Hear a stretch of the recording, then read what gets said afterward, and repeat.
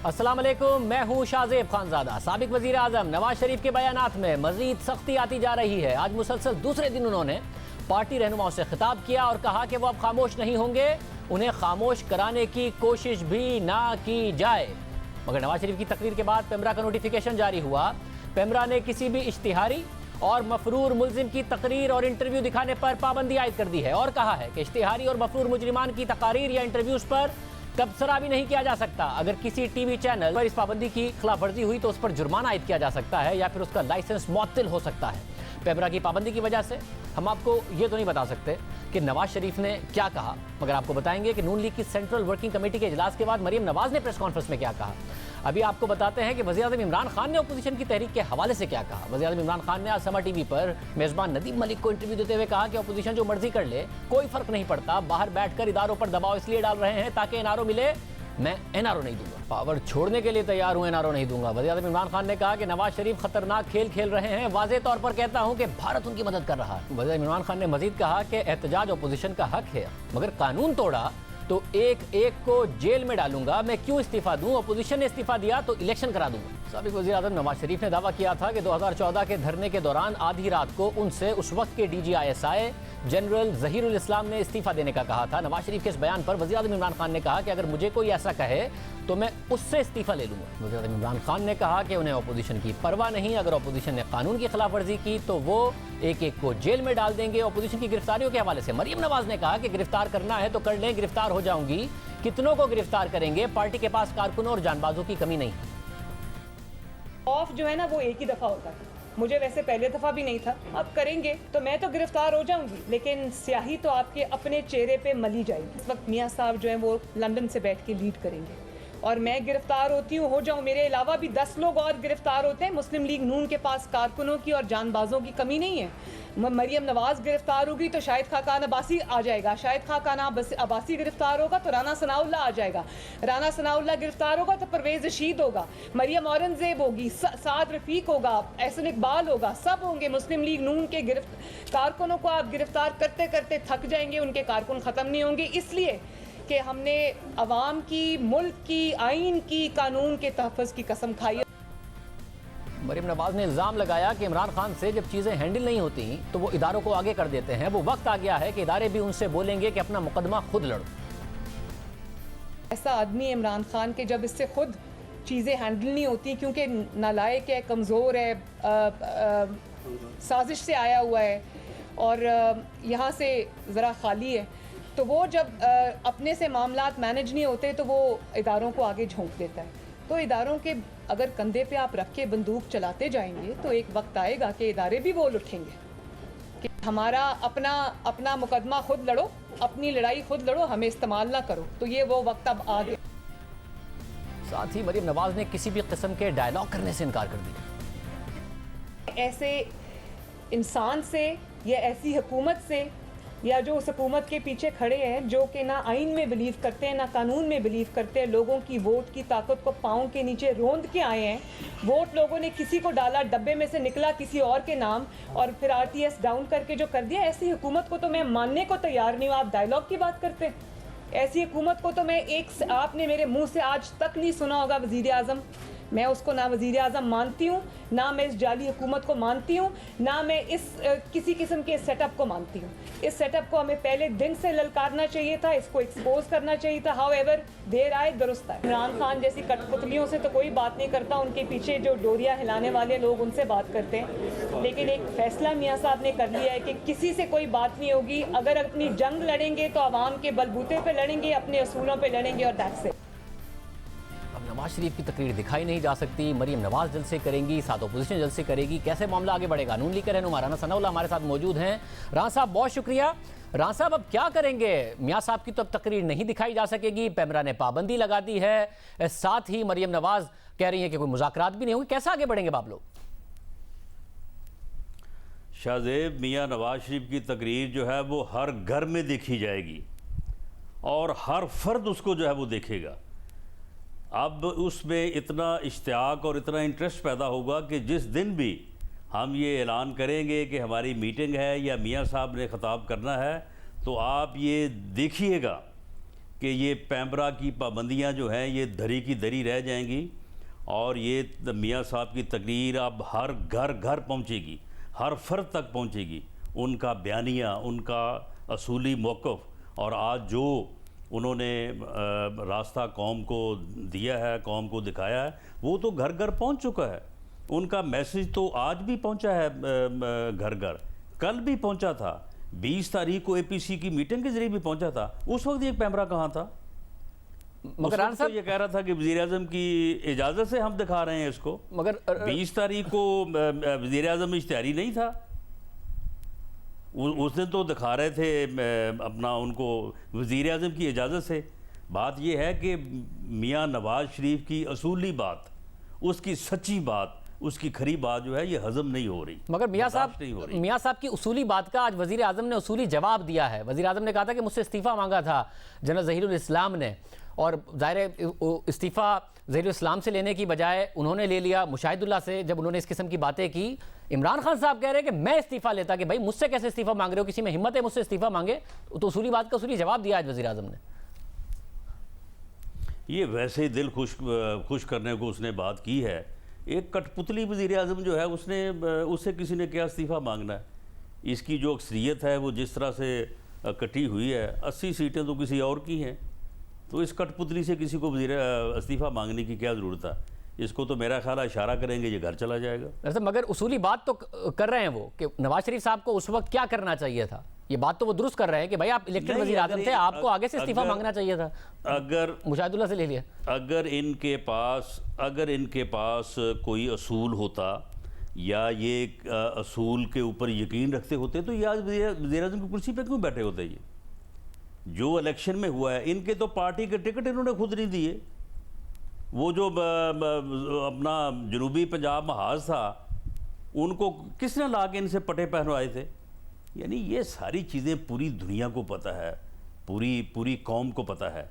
और मियाँ नवाज शरीफ ने उस वक्त के हालात के पेश नज़र और अदारों से वो कभी टकराव नहीं चाहते थे। ये उनके ऊपर इल्ज़ाम गलत है कि मियाँ नवाज शरीफ की तरफ से जो है वो टकराव की पॉलिसी जो है वो अपनाई जाती रही है।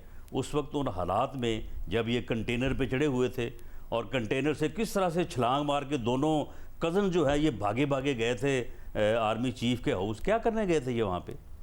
कौन से मुज़ाकरात करने के लिए गए थे वहाँ पे? क्या कहने? नवाज शरीफ साहब ने ही कहा था ना आर्मी चीफ से, वहाँ पे जाकर उन्होंने मुतालबा किया था। नवाज शरीफ साहब ने कहा था आर्मी चीफ से कि इनसे डील करें, और आज इमरान खान साहब ने यह भी कहा कि मुझे राहिल शरीफ ने धरना खत्म करने को कहा था, मैंने नहीं किया। लेकिन उसमें जो है वो धरना इनको जो है वो देने के लिए किसने कहा था? जावेद हाशमी जो उस वक्त प्रेसिडेंट था तहरीक इंसाफ का, उसने जो इमरान खान साहब से मंसूब सच्ची बातें बताई थी, कभी उनका जवाब दिया है इन्होंने? ये किस तरह से ये कहते थे कि चीफ जस्टिस जो है वो हमारा बंदा आ रहा है और वो कह रहे हैं कि हम इस तरह से कर देंगे, आप इस तरह से करें। तो ये सारी चीज़ें जो हैं ये वो हकीकतें हैं कि जिनके ऊपर शायद अगर मैं ज़्यादा खुल के बात करूं तो शायद उसको आप जो है ऑन एयर भी ना कर सकें। मगर राना साहब फिर मुझे ये बताइए कि आगे जाके आप, मरियम ने कह दिया कि इस हुकूमत से तो हम डायलॉग करेंगे नहीं, मुज़ाकरात करेंगे नहीं, इदारों से भी बात नहीं करेंगे क्योंकि नवाज शरीफ साहब ने मना कर दिया है, तो एग्जैक्टली आप क्या करेंगे? क्योंकि हुकूमत तो ज़ाहिर है आप पार्लियामेंट के अंदर भी नहीं गिरा सकते, सड़कों पर आकर भी कैसे गिराएंगे? इदारे इस हुकूमत के साथ खड़े हैं, आप क्या कर लेंगे फिर एहतजाज करके? नहीं, देखें, इस बात को जो है वो हम नहीं मानते कि अदारे इनके साथ खड़े हैं। कुछ पर्सनैलिटीज़ हो सकती हैं कि जिनका इनके साथ कोई इंटरेस्ट हो, अदारों का इनके साथ कोई इंटरेस्ट नहीं है। अदारे ये समझते हैं कि इन लोगों ने इस मुल्क का बेड़ा गर्क कर दिया है। 2 साल में आम आदमी की ज़िंदगी इन्होंने अजीरन कर दी है।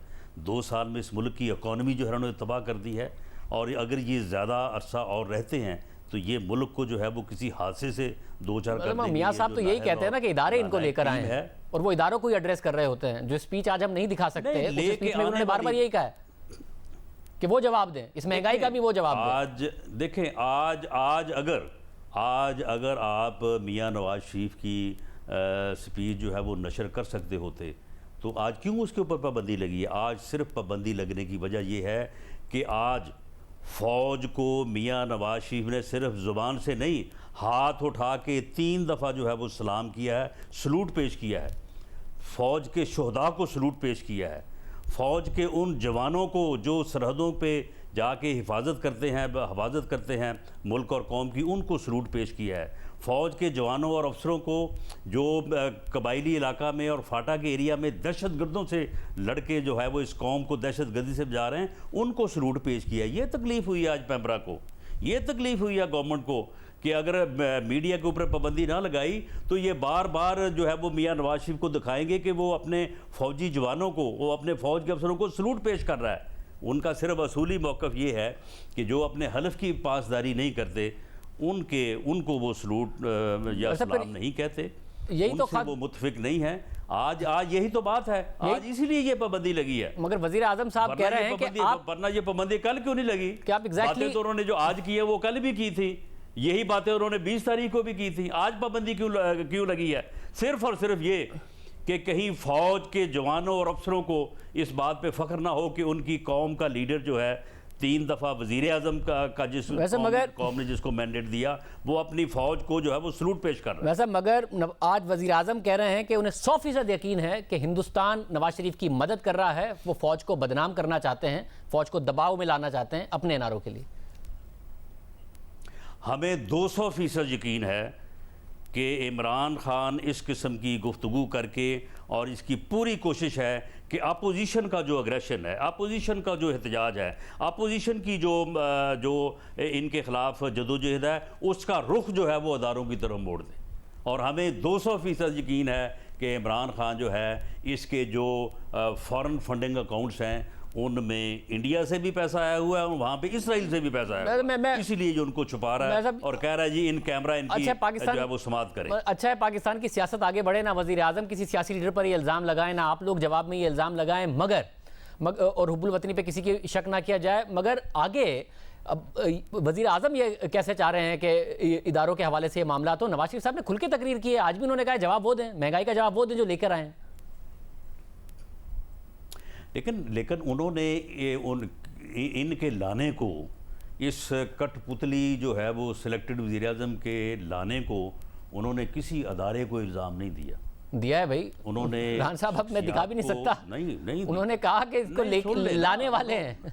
उन्होंने नाम लिए हैं, उन्होंने शख्सियात के नाम लिए हैं, उन्होंने किसी अदारे को मुर्ज़े सामने नहीं ठहराया। शख्सियात इदारों को तो उन्होंने इदारों को शख्सियात ही रिप्रेजेंट करती हैं ना किसी ना किसी लेवल पर। आज आप पार्टी को रिप्रेजेंट कर रहे हैं, नवाज शरीफ साहब कायद के तौर पर पार्टी को रिप्रेजेंट कर। अगर मैं पार्टी को रिप्रेजेंट कर रहा हूँ, पार्टी के असूल के मुताबिक, पार्टी की जो है वो पॉलिसी के मुताबिक तो ठीक है। अगर मैं ज़ाती तौर पे कोई ऐसी बात करूँ जिसका पार्टी की पॉलिसी से, पार्टी के फैसले से कोई तल्लुक़ नहीं है, तो फिर पार्टी उसकी ज़िम्मेदार तो नहीं है। मियाँ नवाज शरीफ ने आज बाकायदा हलफ पढ़ के सुनाया है। तो राना साहब यहीं से तो ये जो है वो पैमरा को और हुकूमत को जो है ये मौत पड़ी है कि फटाफट इसको बंद करवाएं। राना साहब एंड रिजल्ट इसका यही है। आज मियाँ नवाज शरीफ ने अपनी फौजी जवानों को, अपने फौजी अफसरों को यानी हाथ उठा के सलूट और हलफ पढ़ने के अलावा और कोई नई बात नहीं की। बाकी सारी बातें कल भी हुई हैं, बाकी सारी बातें जो है ये उस दिन 20 तारीख को जब APC की मीटिंग थी उस दिन भी हुई है। राज साहब एंड रिजल्ट क्या है इसका? हुकूमत आपसे गिर नहीं पाएगी, और जब गिर नहीं पाएगी तो आप ना इदारों से बात करेंगे ना हुकूमत से मुज़ाकरात करेंगे, तो एंड रिजल्ट तो हुकूमत की मजबूती में नजर आएगा ना। 3-4 महीने आप कर लेंगे तहरीक, आखिर में हुकूमत और मजबूत हो जाएगी। ये आपको दिसंबर और जनवरी में जो है वो इंशाअल्लाह ताला, मैं कोई इनकी तरह जो है ना वो टॉल क्लेम या कोई जो है ना वो बुलंद मांग दावे करने का मैं कायल नहीं हूँ। इंशाअल्लाह ताला दिसंबर और जनवरी तक जो है वो सारी सूरत हाल जो है वो आपको नज़र आ जाएगी। जो इस हुकूमत ने आवाम का, मुल्क का, कारोबारी लोगों का, दुकानदार का, मज़दूर का, मुलाज़म का जो इन्होंने हशर नशर कर दिया है और जिस तरह से हर तरफ इन्होंने जुल्म और जबर का जो है वो माहौल कायम किया है, आप ये देखेंगे इंशाअल्लाह ताला कि दिसंबर तक जो है वो सूरत हाल बिल्कुल मुख्तलिफ होगी और आप ख़ुद इस बात को असेस कर रहे होंगे, गेस कर रहे होंगे कि ये हुकूमत जो है वो आगे नहीं चल सकती। राना सनाउल्लाह साहब हमारे साथ मौजूद थे। राना साहब बहुत शुक्रिया। फवाद चौधरी साहब हमारे साथ मौजूद होंगे, उनसे बात करेंगे एक ब्रेक के बाद।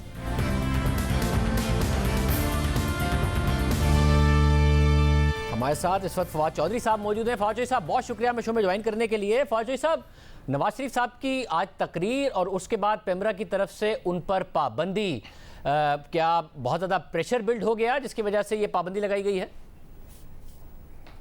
देखिए, हमने तो पाबंदी नहीं लगाई है, हुकूमत ने तो ऐसा नहीं किया। अज़हर सदीक साहब वकील हैं एक हमारे लाहौर से और बड़े सीनियर लॉयर हैं, वो सिंध हाई कोर्ट का फ़ैसला लेकर के पेमरा गए हैं और पेमरा ने उसके ऊपर पाबंदी लगाई है। हमने तो जहाँ तक मुमकिन था नवाज शरीफ साहब को और मरियम बीबी को कहा कि आप अपनी तकरीरें करें। Now I will encourage PMLN के उस फैसले के ख़िलाफ़ आप रजू करें दोबारा अदालत से और उस फैसले को रिवर्स करवाएं। मतलब पाकिस्तान में पहले भी इश्तिहारी रहे हैं सियासतदान, मगर इस तरह पाबंदी नहीं लगी। मैं आपसे बतौर वकील भी और बतौर सियासतदान भी अगर आपकी राय जानना चाहूँ, पाबंदी लगनी चाहिए? देखिए जी, मैं तो हमेशा बड़े वाज़े हूँ पाबंदियों के मैं ख़िलाफ़ हूँ, लेकिन चूँकि ये अदालत का फ़ैसला है और अदालत का फ़ैसला ही हतमी होता है, वो इम्प्लीमेंट होगा। और आप क्या महसूस कर रहे थे कि इस वक्त जो बैक टू बैक स्पीचेस की हैं नवाज शरीफ साहब ने, फिर मरियम नवाज साहिबा भी कर रही हैं, एक बयानिया वो हुकूमत के खिलाफ बनाने में कामयाब हो रहे थे? हुकूमत ये दबाव महसूस कर रही? देखिए, नहीं, मेरा नहीं ख्याल। नवाज शरीफ साहब का बयानिया जो है वो बुनियादी तौर के ऊपर वो ख़ुद को एक पॉलिटिकल प्रिजनर साबित करना चाह रहे हैं और नवाज शरीफ और मरियम नवाज़ का ख्याल है कि वो इस तरह से लोगों की आंखों में धूल झोंक सकेंगे। हालांकि हकीकत तो ये है कि वो बदनवानी के केसेस में का सामना कर रहे हैं और जो आज भी उन्होंने प्रेस कॉन्फ्रेंस की है उसमें वो आप देखिए ना, ये तो नए चीज़ गवेरा हैं कि वो लंदन में बैठ के मेफेयर में बैठेंगे अपनी फैमिली के साथ और कारकुन सारे सड़कों के ऊपर होंगे। सो मेरा नहीं ख्याल उनके बयानिए में कोई जान है और हुकूमतों को या किसी भी पॉलिटिकल पार्टी को मुखालिफ बयानिए से तो बहरहाल नहीं घबराना चाहिए, अपना बयानिया ही तगड़ा ही होना चाहिए। वैसे मगर अब वो तो जाहिर है उनकी तो प्रेस कॉन्फ्रेंस नहीं दिखाई जा सकेगी, मगर मरियम नवाज कारकुनों के साथ सड़कों पर होंगी। एक तो अपोजिशन का अलायंस कर रहा होगा जलसे, मरियम नवाज कर रही होंगी पंजाब में जलसे, तो मरियम नवाज को कैसे डील करेंगे? क्या फ़र्क पड़ता है, जलसे करना तो उनका हक है और मेरा ख्याल है उनको जलसे करने चाहिए, उन्हें अपना बयानिया जो है वो देना चाहिए। लेकिन जिस तरीके से इस वक्त PMLN एक इंतशार का शिकार है और जिस तरीके से उनके लोग जो हैं वो इस बयानिए पे जो देखिए, नवाज शरीफ साहब को तो पाकिस्तान में कोई स्टेक नहीं है, उनकी पॉलिटिक्स ख़त्म हो गई है, वो डिस्क्वालीफाई हो गए हैं, वो लंदन में हैं, उन्होंने अपनी सारी जायदाद अपने बेटों के नाम लगा दी है। मरियम नवाज साहिबा को वो बतौर पाकिस्तान की बेटी कुछ अर्सा रखना चाहते हैं ता वक्त है कि उनको बाहर जाने की इजाज़त मिल जाए और वो बुनियादी तौर के ऊपर तो अपने केसेस के लिए प्रेशर बिल्ड कर रहे हैं। अगर वो केसेस में आज उनको रिलैक्सेशन मिल जाए तो तहरीक भी ख़त्म हो जाएगी, बयान भी ख़त्म हो जाएंगे, सब कुछ ख़त्म हो जाएगा, लेकिन वो जब तक ख़त्म नहीं होगा वो लगे रहेंगे। मगर फौजी साहब, इमरान खान साहब 3 बातें करते थे, एक तो ये कि मैं एहतसाब करूंगा, एक ये कि मईशत बड़ी ज़बरदस्त कर दूंगा, टैक्स इकट्ठा करूंगा, और तीसरा कि मेरे आसपास कोई ऐसे लोग नहीं होंगे जिन पर इल्ज़ाम लग सके। अब वज़ीर आज़म एहतसाब की तो बात कर रहे हैं और क्योंकि वो दूसरों की वीकनेस पर अपना बयानिया बनाते थे, अब नून लीग को मौका नहीं मिल रहा है आपकी वीकनेस पर बयानिया बनाने का कि आपके आसपास इस वक्त लोग मौजूद हैं जिन पर इल्ज़ामात लग रहे हैं, जिनका नवाज शरीफ बार बार जिक्र कर रहे हैं, जिससे आपका एहतसाब का बयानिया कमज़ोर हो रहा है।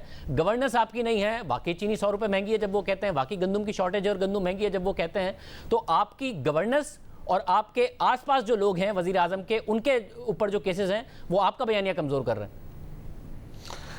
देखिए जी, पहली बात तो यह है कि गवर्नेंस जो है वो तो पूरी दुनिया में चैलेंज है और प्रेसिडेंट ओबामा ने 2013 में ये बात कही थी कि फ़्लो ऑफ इंफॉर्मेशन इतना ज़्यादा है कि किसी भी हुकूमत के लिए अपनी एक्सपेक्टेशंस मैनेज करना एक चैलेंज होगा और वो हर हुकूमत के लिए चैलेंज होगा।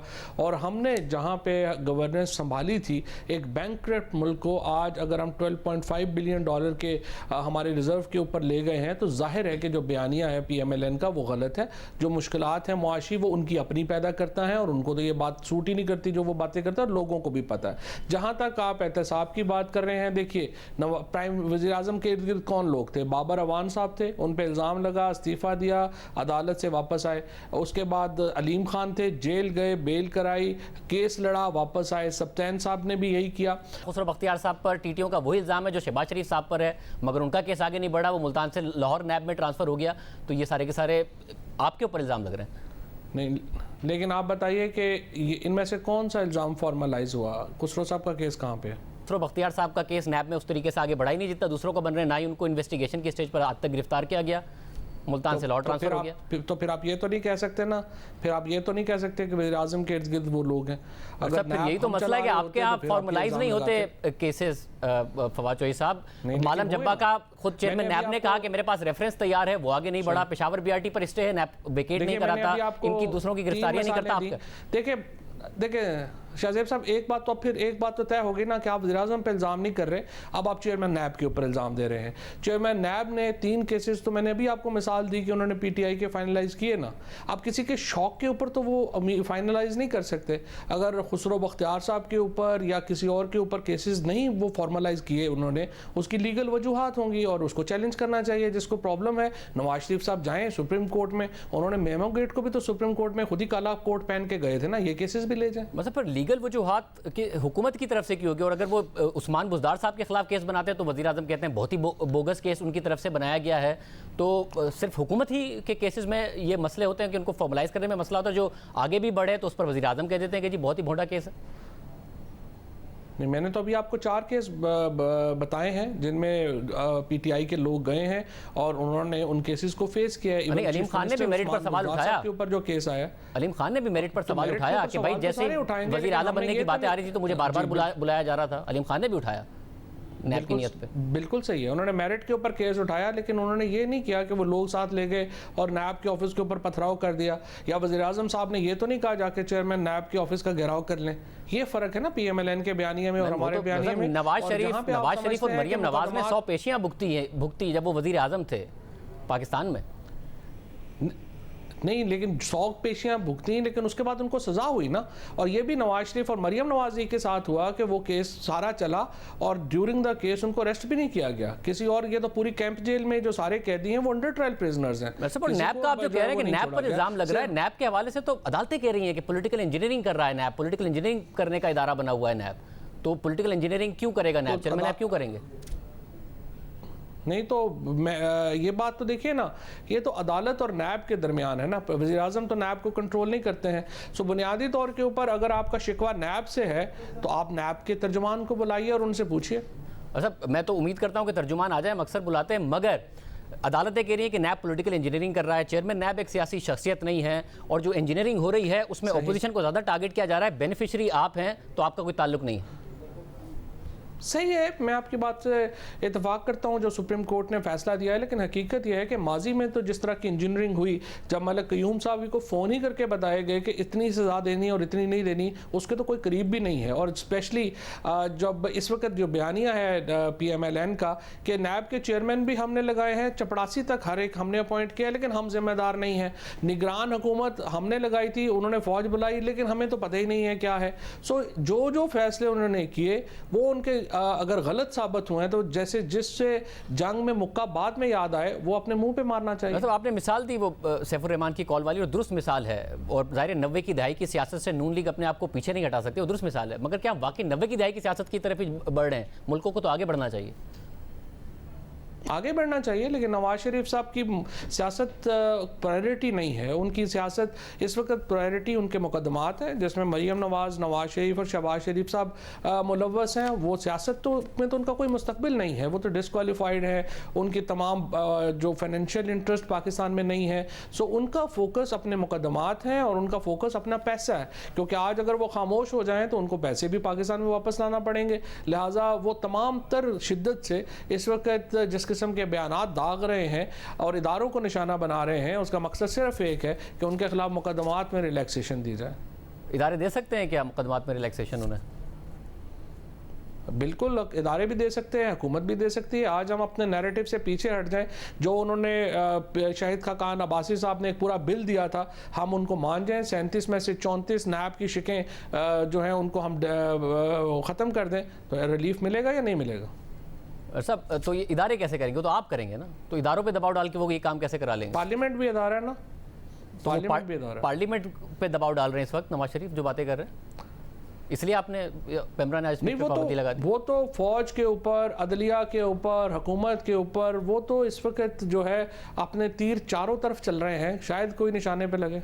मतलब आज मरियम नवाज ने भी कहा है कि इदारे भी उनसे बोलेंगे कि अपना मुकदमा खुद लड़ो, ये वक्त आ गया है। मतलब ज़रूरत नहीं है कि आपकी गवर्नेंस ज़रा बेहतर हो कि नवाज शरीफ को या मरियम नवाज को ये कहने का मौका ना मिले कि चीनी 100 रुपये की है, हमने 5 साल 50 रुपये की रखी, गंदुम मिलती नहीं है, इतनी महंगी हो गई, हमने सस्ती छोड़ी थी। ये मौका ना मिले उन्हें, महंगाई और ये चीज़ आपको कंट्रोल करनी पड़ेगी ताकि बयानिया बनाने का मौका ना मिले। ये बात आपकी दुरुस्त है, लेकिन मरियम नवाज को ये भी याद कराने की ज़रूरत है कि 100 रुपये पे डॉलर रखने के लिए उन्होंने 23 अरब डॉलर पाकिस्तान के उड़ा दिए और उनको आग लगा दी। अगर वो 23 अरब डॉलर को आग ना लगाते और पाकिस्तान के एक्सपोर्ट बेस बनाती, आज पाकिस्तान की हालत ये ना होती। अगर पाकिस्तान की शुगर माफिया के साथ उनके अपने लिंक्स ना होते मरियम नवाज के, तो आज पाकिस्तान में शुगर जो है वो इस तरह से ना जाती। इसी तरह से जिस तरीके से उन्होंने वीट मैनेजमेंट की, जिस तरीके से उन्होंने बिजली की मैनेजमेंट की, अगर PMLN का अपना इंटरेस्ट ना होता और वो पैसे कमाने में ना लगे रहते, तो आज पाकिस्तान की इकोनॉमिक सिचुएशन, एनर्जी की सिचुएशन, फूड सिचुएशन बहुत बेहतर होती। मतलब एक तो आपने कहा कि जिस तरह वीट मैनेजमेंट की, तो इनका क्या इंटरेस्ट था कि अवाम को सस्ती वीट मिल रही थी, अवाम को सस्ती चीनी मिल रही थी, और आपने कहा 23 अरब डॉलर डाले, जाहिर है आर्टिफिशियली मैनेज किया, गलत किया, मगर उन्होंने मैनेज कर लिया। असद उमर साहब ने 4.5 अरब डॉलर डाले, उनसे फिर भी नहीं रुपया रुका। ये क्या है कि आपसे ना वीट की प्राइसेस रुक रही है, फायदा आपका नहीं है, उनका पर्सनल इंटरेस्ट था, ना चीनी की रुक रही है, ना रुपया रुक रहा है। नहीं, ऐसा नहीं है। आप देखिए कि आपने 22 अरब डॉलर जो है वो पाकिस्तान ने, हमारे दौर में तो 20 अरब डॉलर तो हम कर्जा वापस कर चुके हैं।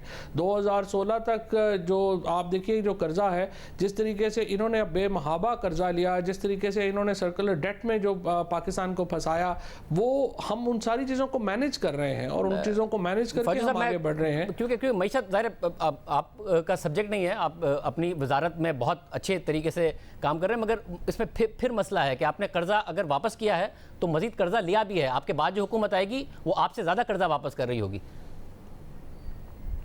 बिल्कुल सही बात है आपकी, लेकिन फ़र्क है ना, हमने अगर 22 अरब डॉलर कर्जा लिया है तो 20 अरब डॉलर वापस किया है। PMLN ने 50 अरब डॉलर कर्जा लिया और सिर्फ 21 अरब डॉलर वापस, 50 अरब लिया और 21 अरब नहीं है। वापस किया। आपने 2 सालों में बहुत ज्यादा कर्जा लिया है और कोई ऐसे प्रोजेक्ट्स भी नहीं बनाए हैं। नहीं, मैं आपको वापसी की बता रहा हूँ। मैं आपको जी, आपने वापस किया है नेट बेसिस पर, आपने इससे ज्यादा कर्जा लिया है। ये ऐसा नहीं है कि आपने 20 वापस करके 22 लिया है। बट बहरहाल मैं फौजी साहब, आप निमट लेंगे इस वक्त, आप निमट लेंगे इस वक्त मरियम नवाज भी सड़कों पर हो, अपोजिशन भी सड़कों पर हो, आप निमट लेंगे, आप कॉन्फिडेंट है कि हुकूमत सेफ है?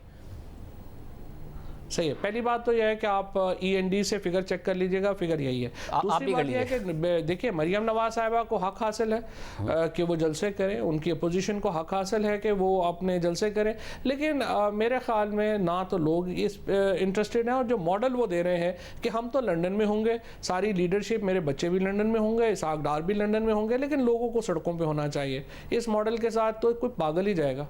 बहुत शुक्रिया। फवाद चौधरी का मौक़िफ़ आपने सुना।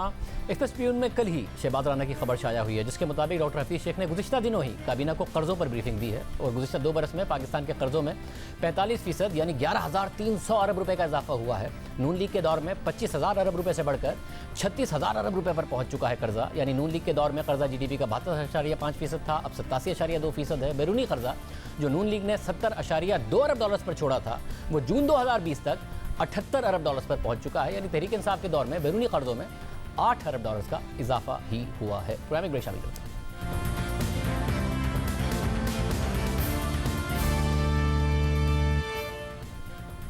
मुल्क में इस कल्चर को तब्दील करने की ज़रूरत है, इस माइंडसेट को तब्दील करने की ज़रूरत है। पंजाब के शहर बुरेवाला में एक स्कूल चौकीदार को असिस्टेंट कमिश्नर से तारुफ का कहने पर मुकदमे का सामना करना पड़ गया। वाकई की CCTV फुटेज सामने आने पर सोशल मीडिया पर यही बहस शुरू हो गई कि फुटेज में गलती असिस्टेंट कमिश्नर की नज़र आ रही है, तो फिर मुकदमा स्कूल चौकीदार के खिलाफ क्यों दर्ज किया गया। वाकई की तफसीलात के मुताबिक बुरेवाला के एक निजी स्कूल में कोरोना SOPs पर अमल दरामद से मुतालिक चेकिंग के लिए असिस्टेंट कमिश्नर अपने गार्ड्स के साथ गए। स्कूल चौकीदार ने उन्हें रोककर तारुफ कराने को कहा और टेम्परेचर चेक करना चाहा। फिर जो हुआ वो CCTV फुटेज में देखा जा सकता है। असिस्टेंट कमिश्नर राना औरंगजेब के गार्ड्स ने चौकीदार को हटा दिया और वो स्कूल के अंदर चले गए, मगर वापस जाते हुए असिस्टेंट कमिश्नर के सामने उनके गार्ड्स ने स्कूल चौकीदार को पकड़कर तशद्दुद का निशाना बनाया, फिर घसीट कर ले गए। थाने जाकर उसके खिलाफ असिस्टेंट कमिश्नर ने मुकदमा भी दर्ज करवा दिया और यह मौका अख्तियार किया कि वो SOPs को चेक करने के लिए गए थे।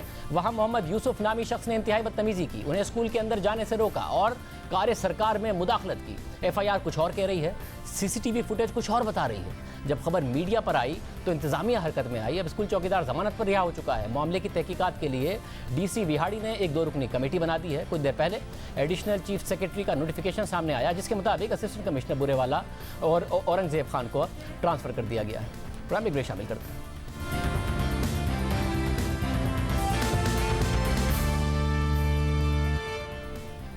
मुल्क में खवातीन और बच्चों के साथ ज्यादती के वाकयात मुसलसल रिपोर्ट हो रहे हैं। एक वाक़े का मुलजिम अभी पकड़ा नहीं जाता, दूसरा वाकया सामने आ जाता है। 8 दिन पहले पंजाब के जिला ननकाना साहब में जड़ावाला रोड पर इज्तिमाई ज्यादती का वाकया पेश आया है, मगर उसकी एफआईआर दर्ज होने में 5 दिन लग गए और 29 सितंबर को उसकी एफआईआर दर्ज की गई। एफआईआर के मुताबिक मुतासरा लड़की बस में 24 सितंबर को जड़ावाला जा रही थी। रास्ते में बस पुलिस स्टेशन से कुछ फासले पर खराब हो गई, जिसके बाद मुतासरा लड़की दूसरी सवारी के इंतजार में सड़क किनारे खड़ी हो गई। इस दौरान 2 कार सवार अफराद ने उसे लिफ्ट देने का कहा, जिस पर वो लड़की कार पर सवार हो गई, जिसके बाद मुल्जिमान ने उसे जूस पिलाकर बेहोश कर दिया और एक डेरे पर ले गए, जहां 6 अफराद ने नशा आवर चीज पिलाकर उसके साथ इज्तिमाई ज्यादती की और फसलों में फेंक कर फरार हो गए। पुलिस ने इस वाक़े के 5 दिन बाद मुकदमा दर्ज किया। मुकदमा 2 नामजद और 4 नामालूम अफराद के खिलाफ दर्ज किया गया है और वज़ीर आला पंजाब सरदार उस्मान बुज़दार और आईजी पुलिस इनाम गनी ने वाक़े का नोटिस लेते हुए रिपोर्ट तलब कर ली है। वाक़े की एफआईआर दर्ज हुए भी 3 दिन हो चुके हैं, मुलजिम अभी तक गिरफ्तार नहीं हुए। मोटरवे वाक़े को 22 दिन हो चुके हैं, मरकजी मुलजिम आबिद अभी तक गिरफ्तार नहीं हुआ। इजाज़त दीजिए, अल्लाह हाफ़िज़।